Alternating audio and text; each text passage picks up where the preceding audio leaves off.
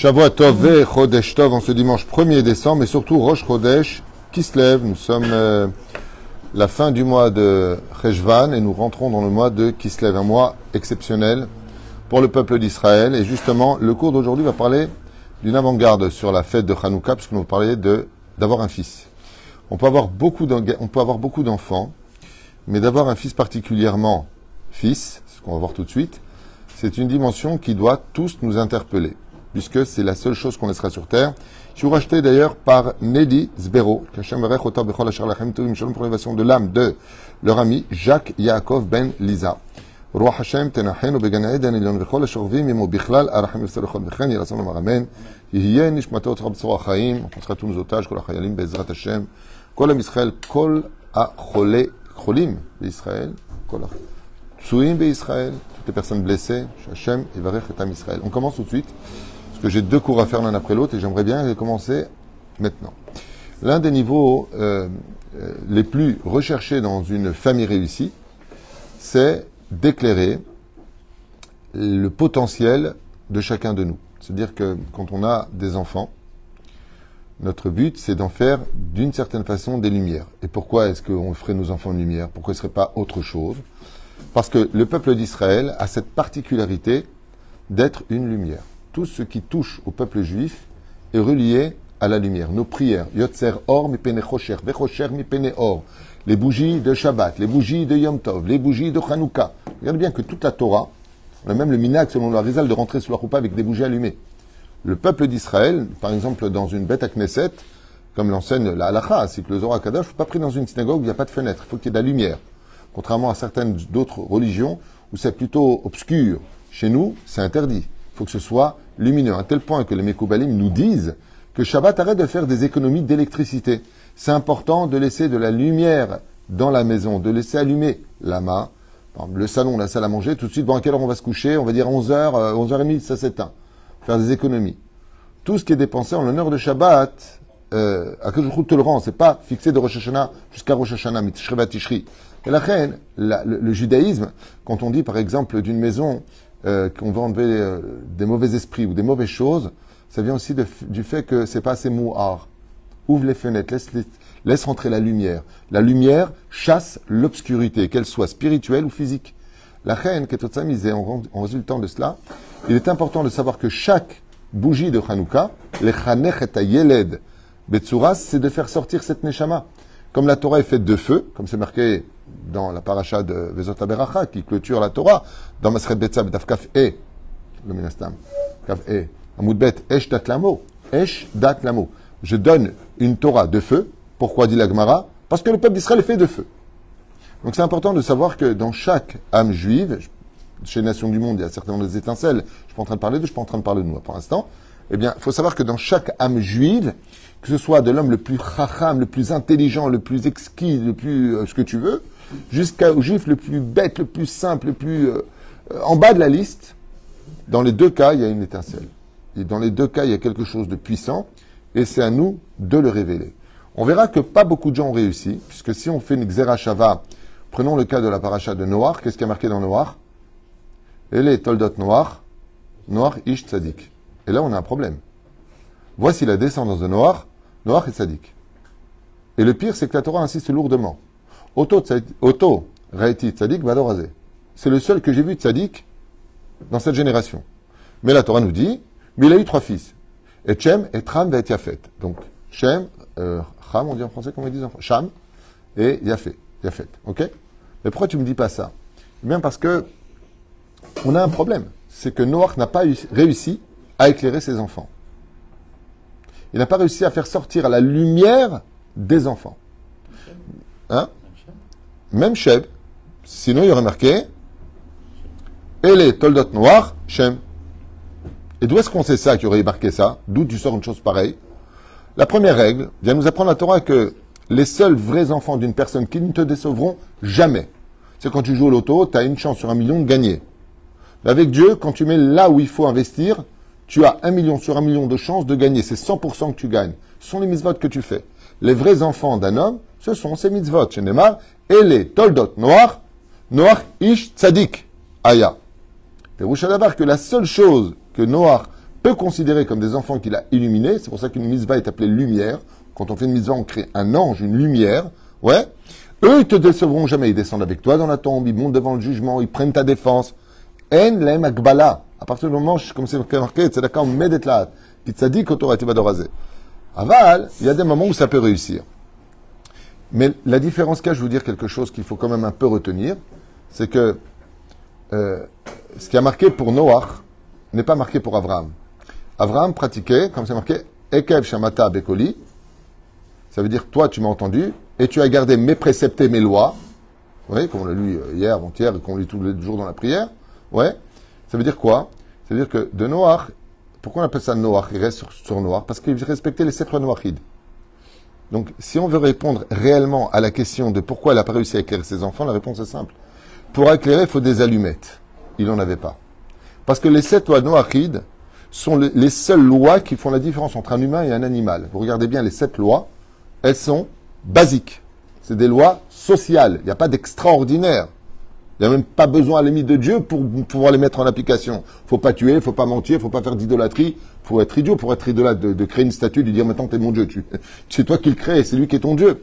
Tarchov ksat. L'inceste, on a besoin de, faut pas faire d'inceste. Il y a des religions des gens athées qui ne croient même pas en Dieu et qui pourtant comprennent que l'inceste est immoral. Donc, le problème, c'est qu'il n'avait pas un relais extraordinaire à donner comme enseignement à ses enfants, si ce n'est que ne pas décevoir Hachem au minimum de la base sociale et humaine. Mais par contre, Abraham, de lui, il est dit qu'il faisait toutes les mitzvot de la Torah. Toutes. Sauf une qu'il a dû attendre, la Brit Mila.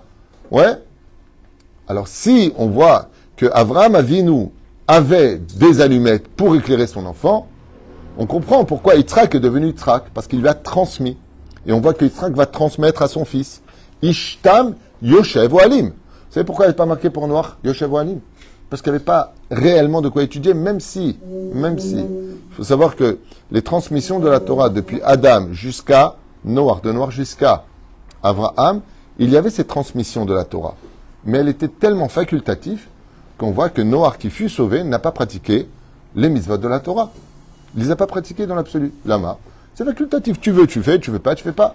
On voit que les Avot ont joué avec ça. Où est-ce qu'on voit qu'ils ont joué avec ça? Chaque tribu a épousé sa propre sœur. C'est un inceste absolu. Et pourtant, ils l'ont fait. Pourquoi? Zélifte Matan Torah. Il fallait créer le maillon. Yaakov épouse 2 sœurs. Qu'est-ce que disent les Chachamim? Zélifte Matan Torah. Amram reprend Yocheved, alors qu'après le divorce, elle s'est mariée avec un autre homme, a repris son guet pour revenir vers lui. Il sort de la Torah. Et c'est stipulé dans la Torah. Ma ben ayelut benenu. Qu'est-ce que fait ce fils d'homme voulant l'accuser d'être un interdit de la Torah? Comment tu peux venir jusqu'à nous alors que tu viens d'un interdit de Horaïta? Ta mère est retournée avec ton père pour te concevoir alors qu'elle n'avait pas puisqu'elle était remariée après son divorce avec un autre homme. Comment elle a pu revenir vers toi? Réponse.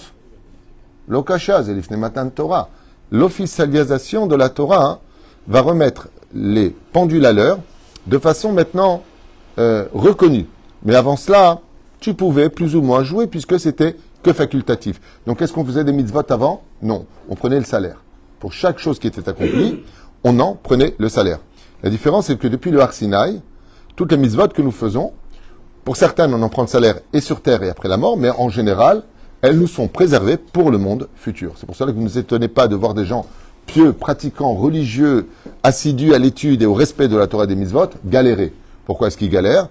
Eh bien, parce que tout ce qu'ils gagnent comme mérite, c'est gagné pour le monde futur. Donc, on n'envoie pas le salaire sur terre. Et pour d'autres raisons. Si tu fais la Torah de mitzvot et tu gagnes le loto, tu as épousé la meilleure femme, tu as les meilleurs enfants, tout le monde va faire Torah mitzvot. Donc, on retirerait le srout du libre arbitre et de l'aïmouna. Et bien d'autres raisons. Mais c'est pas le shiur que je veux développer avec vous. La première nekuda qu'on voit par contre, et les toldot, Yitzhak ben Avraham, Avraham, Olid et Yitzhak, c'est que les deux se sont vantés des uns et des autres. Vous êtes d'abord nifla. Et les toldot, voici donc la descendance de Yitzhak, fils d'Abraham. Avraham, Olid et Yitzhak. Alors, on en a parlé hier en long et en large. Il y a beaucoup de raisons à cela. La première, c'est que Mazé Olid m'avait expliqué que dans l'absolu, Yitzhak était né par le mérite de Sarah, qui le reconnaissait. Ishmaël était chavé avec, Abraham. Voyez, en coordination, Yitzhak et Ishmaël ensemble. Dieu lui dit, écoute la voix de ta femme, donc il le renvoie Abraham fait tchouva sur cette pensée idéologique de qui sera sa descendance, et d'où est-ce qu'on le voit dans cette paracha. Abraham Olid et Yitzhak. Moi aussi, je suis prêt à rejoindre Sarah dans l'idéologie de moi-même, sans que Dieu intervienne. Abraham Olid. Je reconnais que par Yitzhak uniquement, contrairement à la semaine dernière où qu'est-ce qu'on a vu? Karnet bincha, prends ton fils, j'en ai deux. Et Tihidecha, ils sont les deux uniques. Asher Hafta, je les aime les deux. Bon, alors et Yitzhak. Et où est-ce qu'on voit qu'il a fait tchouva là-dessus? Abraham Olid et Yitzhak. Maintenant, Abraham, comme ça dit Chazal, Chazar bitchouva, comme ça dit, qui dit ça? Rabbi Abraham Azoulay, dans son livre Chesed Abraham. Donc, mashma mikan, que bémet. Abraham Chazar bitchouva. Aval, il y a un enseignement ici qui est très important. C'est que des fois, le Alenu velo alechem. Vous voyez, Rachel et Léa, quand elles ont pu se marier, elles se sont barrées. Très jeunes. Vous savez pourquoi? Pareil pour Rivka. Rivka, pas une fois on l'appelle Rivka Bat Betuel, à part le fait de la définir quand elle la rencontre. Donc elle dit de qui tu es la fille? Fille de Betuel est la sœur de Lavan. Et c'est pareil pour Rachel et Léa. On voit qu'elles ne sont pas fières de leurs parents. Des fois, malheureusement, tu as des parents qui sont, sans les juger, mais dans la drogue, ils sont en prison, ils sont... Bon, t'as pas envie de dire que tu es le fils d'Al Capone, quoi. Je veux dire, t'as pas envie. T'as pas envie de dire que tu es le fils d'un voleur, d'un arnaqueur, d'un tricheur, d'un trompeur. T'as pas envie. Donc, Pablo, exactement. T'as pas envie de dire que ton père est un assassin. Et c'est pour ça que le Yechus, chez nous, est très important. Alors que si on n'a pas réussi à épouser une fille d'un Talmid Chacham, d'un Parnas, c'est-à-dire de celui qui donne la caisse de la Tzedaka aux pauvres, du Gabaï de la synagogue, il y a des graduations. Au moins un bon nom. Épouse une famille avec un bon nom, une bonne réputation. Les fachot etzé, au moins quelque chose. Et des fois, c'est le contraire. On a vu avec Rivka qu'elle s'est fait enterrer toute seule. Chazal dit pourquoi? Il dit parce qu'elle avait tellement honte que son fils vienne à l'enterrement. Son fils lequel? Esav. Il y a plusieurs raisons à ça. La première, c'est qu'elle ne voulait pas provoquer que Esav et Yaakov se retrouvent là-bas. Pourquoi? Parce qu'elle savait que le jour où mourrait l'un, mourrait l'autre. C'est ce qu'on verra dans la paracha de Vayechi. Le jour de l'enterrement de Yaakov, c'est aussi l'enterrement de Esav, parce que Hushim ben Dan lui fait exploser la tête ou les yeux, peu importe. Bah, quoi qu'il advienne, ici, il y a une écouda, c'est que Rivka a honte d'être la mère de Esav. Il y a des moments dans la vie où des personnes de haut standing, de haut rang social, des personnes qui ont fait très important, ils vont mettre au monde un enfant. Hashem Ishmor Verachem. Hashem Ishmor Verachem. Et vous verrez que de tout temps, jusqu'à encore aujourd'hui, quoique aujourd'hui les gens sont tellement à la masse que ça joue plus vraiment un rôle, je trouve. Mais en tout cas, à mon époque, les jeunes, par exemple, n'osaient pas faire des choses par rapport à la renommée de leurs parents. Tu avais ton père qui était professeur dans une école, bon, bah, tu te tenais bien, quoi. Je veux dire, pour ton père, tu faisais attention, tu prêtais attention. Mais il y a des parents qui ont honte de leurs enfants. Il y a des parents qui ont honte de leurs enfants parce qu'ils sont vulgaires, parce que partout où ils vont, ça va pas, parce qu'ils se saoulent. Alors les parents, ils ont honte. Bien, la Torah nous donne un titre. Tu veux entendre quelque chose de beau? Allez, on y va. Et les Todot Yitzhak ben Avraham, Avraham Olid et Yitzhak. Mazé Omer, Yitzhak se vantait et disait, Baruch Hashem, vous savez qui est mon père? Avraham Avinu. Avraham, partout où il est, vous savez qui est mon fils? Yitzhak. Yitzhak. Avraham Olid et Yitzhak. Il disait, moi, j'ai mis un enfant au monde qui marche sur mes pas. C'est d'avoir nisga venifla shen kedugmato. C'est pour cela que chaque père, quand il y a la bougie de Hanouka, il allume les bougies, il fait monter cette flamme et il regarde ses enfants. Et il bénit ses enfants. Lama, pour que le potentiel de feu de Torah, d'amour que nous devons porter les uns vis-à-vis des autres, soit unique. On ne peut pas allumer d'une flamme à une autre flamme. Tu peux pas, si tu veux chercher une flamme, tu peux pas, loish tamesh bahem, tu peux pas les utiliser. Pour dire que même si tes enfants se ressemblent, ils sont tous uniques à tes yeux, sans préférence. Il faut d'ailleurs qu'il y a quelque chose de très très significatif dans la Hanouka, c'est qu'elles sont toutes à la même hauteur. Vous avez vu ça? Sauf un, le shamash. Qui est le shamash? C'est l'allusion du père. Le shamash, et de la mère, hein, c'est les parents. Ils sont au-dessus d'eux. Aval baim les shamesh otam. Le but des parents, quand on a des enfants, c'est pas pour les utiliser comme des labradors, j'ai pas envie d'être seul dans ma vie. Non, non, non. C'est pas ça le but. Le but, c'est de les faire briller. Dieu t'a donné une neshama, il y a 3 shutafim, Dieu, papa et maman. Et le but, c'est de les faire briller. Et Avraham Avinu, dans cette paracha que nous venons de lire, va nous apporter cet éclaircissement incroyable où on voit qu'Ishmaël, à la fin, fait en l'honneur de son père Teshuvah, la fin de la paracha de Chaye Sarah, hein, en arrière. Mais on le revoit ici aussi. Comme c'est marqué là-bas. Hein? Oui. Alpene kolehav nofel. De là, Hazal, ils disent qu'à la fin des temps, il y aura la dernière galoute après Edom, c'est la galoute d'Ishmaël, que Dieu va faire monter Ishmaël très très haut dans le monde. Là, ce que je vous dis maintenant, c'est rien de personnel, c'est juste du Zohar. C'est juste Pirkei des Rabbi Eliezer, chapitre 32. Hein, pas besoin de... pourquoi il dit ça? Non, je dis rien, je cite des livres d'études qui ont été écrits il y a 2000 ans en arrière, qu'à la fin des temps, Ishmaël sera partout. On pourra le comptabiliser partout, la nation d'Ishmaël. Mais l'orakel Bilvad, il y a marqué, dans la paracha que nous venons de lire de Toldot, donc je parle de la Bible, il y a marqué Al pene kolehav nofel, nafal. Il tombera de devant tous ses frères. Maou Adavar, pour tomber, il faut être debout. Et pour le faire tomber, il faut qu'il soit en hauteur. Mashma Mikan, le Zohar HaKadosh nous dit qu'à la fin des temps, Dieu va prendre la nation d'Ishmaël et le faire monter très haut. Ils seront craints partout, ils auront l'argent, ils auront le pouvoir. C'est incroyable. Pourquoi? Pour le faire tomber. Et à partir du moment où ils tomberont, comment ça commence dans la paracha qu'on a lu? Et les Toldot, Noah, Yitzhak ben Abraham, Abraham olid et Yitzhak, ma perouche d'abord, et à la fin ça finit avec, et Ishmaël tombera de devant ses frères. Le jour où tu verras Ishmaël commencer à tomber, c'est-à-dire que toutes les manipulations médiatiques et toute la haine qui ont été fabriquées et en même temps transmises aujourd'hui de façon universelle et internationale, quand tu verras que le mensonge commencera à s'estomper, que Ishmaël commencera à tomber, sache que c'est la montée d'Israël. C'est pour cela que Israël dérange. Parce que on sait que où Yaakov sera en haut, Esav en bas, où Yaakov sera en haut, où Israël sera en haut, Ishmaël en bas. Donc on comprend très bien que ni Ishmaël, ni Esav, donc ni l'Orient, ni l'Occident, n'ont intérêt à voir Israël réussir. Puisque si on réussit, ça veut dire que c'est eux qui descendent. C'est comme ça, c'est marqué. Akol, kol Yaakov, yadem yede Esav. Chazal disent, quand on entendra la voix de Yaakov, les mains elles sont où? Plus haut que la voix ou en dessous de la voix? En bas. Mashma Mikan, qu'on ne peut pas faire asseoir deux rois sur un trône, et que de façon ésotérique, alors que dans la politique, les gens ne voient même pas le rapport avec ce que je suis en train de dire. Il faut comprendre que tout ce qui se passe au niveau des conflits, qu'ils soient israélo-palestiniens, qu'ils soient internationaux, qu'ils soient ce qu'ils soient, dans tout ce qu'on est en train de vivre, n'a rien à voir avec le domaine géographique ou démographique ou politique. Rien à voir. C'est un problème qui est religieux. C'est un problème qui est religieux. C'est un problème où on l'entend. Les Américains, quand ils parlent, ils disent au nom de Dieu. Les musulmans, quand ils parlent au nom de Dieu. Pour l'instant, les seuls abrutis qu'on ait rencontrés, malheureusement, c'est des politiciens israéliens qui ne disent pas au nom de Dieu. Alors que le problème, il est religieux.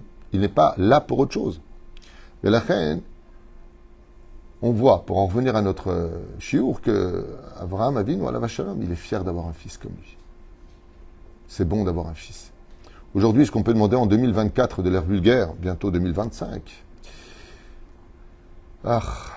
hormis cette énorme ingratitude qui gère l'atmosphère de façon assez générale, on peut dire, hein, tout ce que tu fais pour tes gosses, tu leur payes des études, c'est un dû, tu leur achètes une voiture, c'est un dû. Ils ont trouvé mieux que toi ailleurs, pas de problème d'aller ailleurs. C'est une période très dure, c'est pas moi qui l'enseigne, c'est la Gemara dans Masechet Sanhedrin, 98 Amoud Aleph. J'espère ne pas être présent à cette fin des temps. Et c'est pas moi qui l'enseigne, c'est Yecheskel qui l'enseigne, puisque c'est marqué là-bas une phrase qui fait très peur. Qu'est-ce que promet Yecheskel quand tu auras la Géoula? Je viendrai échanger vos cœurs de pierre en cœurs de chair. Waouh! Waouh! Ça veut dire qu'à la fin des temps, on aura des cœurs de pierre. Pas de sensibilité, pas d'empathie. Même si, Baruch Hashem, quand on sort dehors, c'est très positif. On voit combien les gens, Baruch Hashem, s'entraident, combien les gens sont bons. Mais est-ce qu'on est dans les années 80 qu'on a connues? Hein? Très, très loin. Si on arrête de se jouer à Casimir, à l'île aux enfants, bas les masques. Une catastrophe. L'éducation aujourd'hui, elle est très dure, elle est très compliquée. Très, très compliquée. Moi, je le vois dans mes messages, rap tout, j'ai ma fille de 14 ans qui m'envoie balader, qu'est-ce que je fais? Là, il y a une fille de 12 ans, elle a dit à sa maman, vas-y, qu'est-ce que tu vas me faire? Il lui a jeté toutes ses affaires. Vas-y, vas-y, frappe, frappe. Je t'appelle la police, vas-y, frappe. Je fais ce que je veux. Elle dit, qu'est-ce qu'on fait dans ce cas-là? C'est compliqué, hein? Très compliqué. Aval ici, elle est Toldot Isra Ben Abraham. La plus grande chose qu'une personne puisse faire avec ses parents, c'est de donner le plaisir aux parents de dire, c'est mon fils. Pas la Tunisienne, sauvez mon fils, avocat. Non, on ne parle pas de ça. Mais quand une personne crée la fierté de son père au point qu'il dit, Avraham Olid, c'est mon fils, c'est moi qui l'ai mis au monde. C'est une fierté pour lui, c'est ça le respect des parents. Et les Toldot Noach, Noach Ish Tzadik, Maï. Et les Toldot Yitzhak Ben Abraham, Avraham Olid et Yitzhak. J't'aime Geim, il y a de la Gahava. Il sait que quand il part de ce monde, il marchera sur ses pas. Il sera à la même hauteur. Il sera dans la même situation. Il y a une famille qui s'appelle la famille Naki, à Jérusalem. J'ai eu le mérite d'étudier pendant 2 ans Chavruta, il y a très très longtemps, au Kollel avec lui. C'est une famille de talmudistes, de génération en génération. On a répertorié plus de 20 générations en arrière. De père en fils, ce sont des experts du Talmud. De père en fils. Alze Nehemar, Avraham Olidat Yitzhak. C'est extraordinaire de voir. Et vous verrez, vous avez un grand professeur, je ne sais pas, un cardiologue, okay, ou un médecin, peu importe. Ouais. Et on te dit, mais eux, c'est une famille de médecins. Son père, son grand-père, il était très connu, son arrière-grand-père. Vous verrez que la carte de visite change. Vous savez pourquoi? Parce qu'on a une promesse de la Torah que si sur 3 générations une chose est maintenue, c'est une chazaka. Si 3 générations se tiennent, c'est une chazaka. C'est un... Et Baruch Hashem. En Israël, aujourd'hui, ça fait 75 ans que nous y sommes. Nous sommes dans la 3e génération. Et pour chazaka. Ceux qui sont venus en 1948, la génération des années 80, et aujourd'hui nous. Les Shlanu Baruch Hashem, Shalosh Dorot, Sheosim Chazaka Baretza. Baruch Hashem, Agdosh Avatewa. Tu fais un nœud doublé. Tiens, triplé, il se défait plus. C'est Perouch Adava. Mais c'est Perouch Adava pour lequel Abraham et Palel, les Achar, chez l'Yitzhak, Vichye, Oto, Bechazara. Alors notre explication est que Avraham alav shalom, il a commencé à ramener Yitzhak à la vie après la Kedah. Et le Balatorim nous dit Ve'ele toldot Yitzhak ben Avraham, Avraham olid et Yitzhak, Ve'omer lanu ve'lo Ishmael. Comme je vous l'ai dit tout à l'heure, Chazar b'tshuva shelema. Dans la vie, on s'inquiète souvent de bien des choses qui nous travaillent. Je parle de ce monde. Chazal nous disent que la première chose qu'un homme doit veiller dans ce monde, la première, c'est qui sera là pour lui quand il ne sera plus là. Et là, on voit, dans cette paracha, que l'héritage de l'assurance vie d'Abraham vient d'exister. Yitzhak perpétue la Torah de son père. Yaakov perpétue la Torah de son père. Les 12 tribus vont perpétuer l'héritage de leur père. Malheureusement, vous allez constater au fur et à mesure du Tanakh, dans Yoshua, de Yoshua, qui est la continuité de la Torah. La Torah ne s'arrête pas à Bezot, l'école Israël. Il faut arrêter les délires. Vous êtes au courant qu'il y a 24 livres dans la Bible et qu'au-delà des 24 livres, il y a aussi la dépendance de l'État d'Israël. Vous, aujourd'hui, ici présents, nous sommes la continuité de l'histoire. Ne l'oubliez pas. Okay? Frère,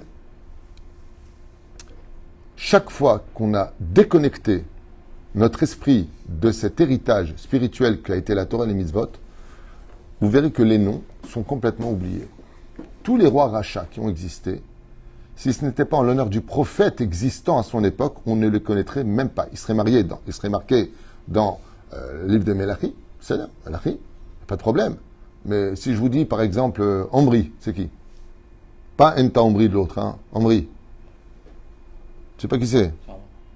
C'est juste un roi d'Israël qui a vécu ouais, ouais, Omri, mais il a juste été 40 ans roi d'Israël. Hein. Yehoshaphat, vous connaissez? Non? C'est un roi d'Israël. Mon Tzidkia, vous connaissez? Chizkia, vous connaissez? Vous savez pourquoi vous connaissez? Parce qu'ils ont perpétué. Et c'est ça que je voulais partager avec vous.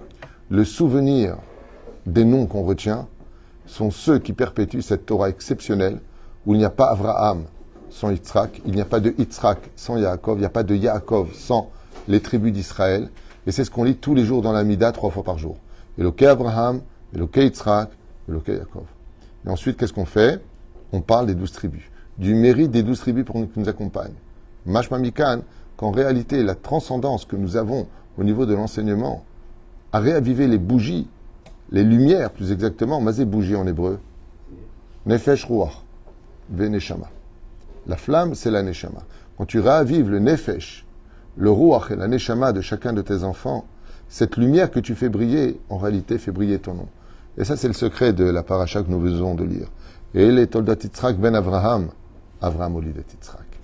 On ne sait pas qui va donner le plus de mérite à qui, mais si on a la Torah pour nous unir, et c'est pareil pour aujourd'hui, c'est pareil pour chacun de vous, ne serait-ce que de partager des shiurim, d'amener quelqu'un à un cours de Torah, de prendre 5 minutes avec quelqu'un pour lui apprendre 2 halachot par jour.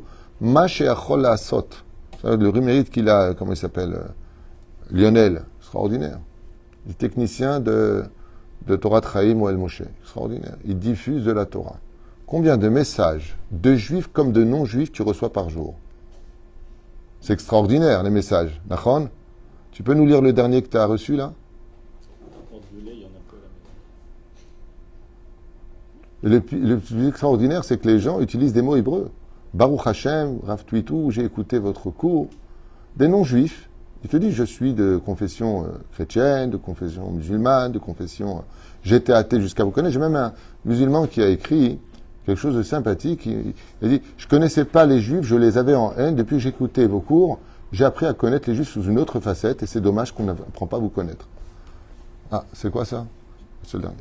J'ai écouté le cours sur la sorcellerie et j'ai noté les Teilim à lire dimanche au Shabbat. Donc, Rida Akadosh, le cours sur l'épreuve de la cécité d'Istrak également. Todaraba pour toutes ces pépites d'or, car on apprend chaque jour que Dieu nous donne de la Torah à travers les rabbanim comme vous, nous éduquer. Que l'Éternel d'Israël, donc c'est le mot employé, là ce que je vous dis, c'est pas une juive qui parle. Donc des bénédictions, comment dire, votre Dieu, le Dieu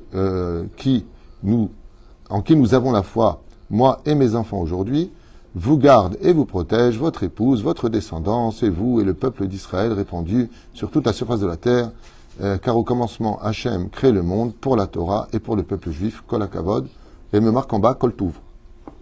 J'ai bien aimé. C'est juste, et combien on reçoit des comme ça? Plein.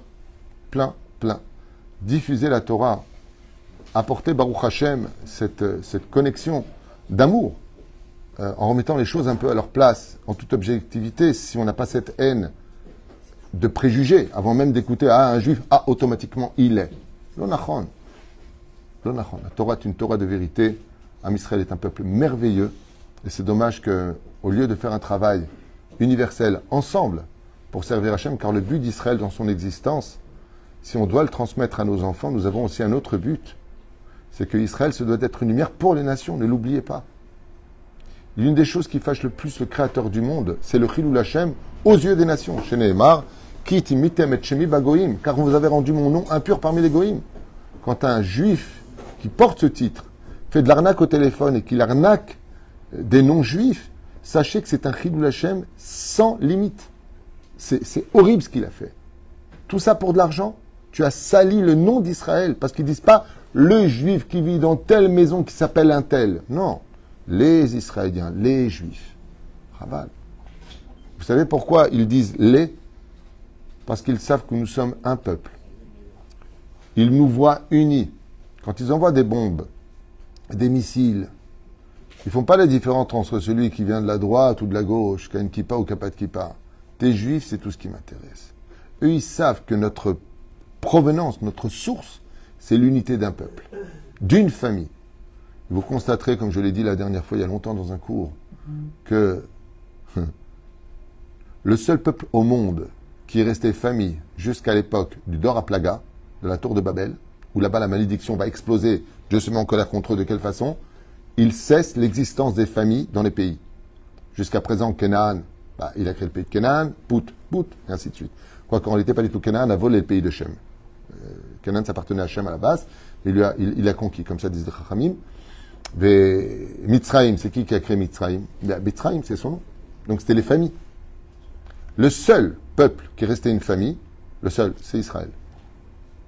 On est le seul à appartenir en tant que peuple où chaque juif qui se rencontre, qu'il soit Ashkenaz, Séfarade, Libyen, Syrien, de n'importe quelle provenance, il y a un point commun. C'est qu'on a les trois mêmes grands-pères et les trois mêmes grands-mères. On a les mêmes. Sinon, t'es pas feuge. C'est pas compliqué. À moins que tu sois converti. Dans ce cas-là, tu appartiens à une nouvelle tribu qui s'appelle la tribu de Dina Alpisod. Tiens, Dina qui va mettre au monde. C'est Pérouche d'abord. La reine Bezrat Hashem, qu'on ait le bonheur pour ce premier Rosh Chodesh du mois de Kislev, d'investir un peu plus dans nos enfants et de savoir que les allumettes qui permettent de pouvoir donner le potentiel d'existence et de lumière chez nos enfants, c'est quand on voit les parents étudier la Torah, quand on voit cette union avec Avraham et Yitzhak, avec Yitzhak et Yaakov, comment ils se rapprochent, comment il est béni, Bezrat Hashem, cet extraordinaire héritage où les seuls gagnants sont les parents, dans l'absolu. Parce que si tu sais éduquer ton enfant saura éduquer le sien. Et grâce à cela, Bezrat Hashem, quand tu partiras de ce monde, tu resteras vivant, même si ton corps est sous terre, par l'image que représentera ton fils qui a marché sur les pas de son père à travers la Torah, les Mizot, Maasim Tovim. Combien ça me touche quand je vois dans les Askarot, je finis avec ça, Rav Tutu, vous avez quelqu'un pour dire le Kaddish? Pourquoi il n'a pas d'enfant? Si, mais bon, je l'ai assimilé, celui-là il fait pas, il vient pas à la synagogue. C'est à ce moment-là que les parents ils pleurent dans le ciel. C'est à ce moment-là qu'ils pleurent. Quand ils partent de ce monde, là où ils sont, ils ne peuvent plus bouger. Les seuls qui peuvent vraiment les monter, c'est qui? C'est les enfants.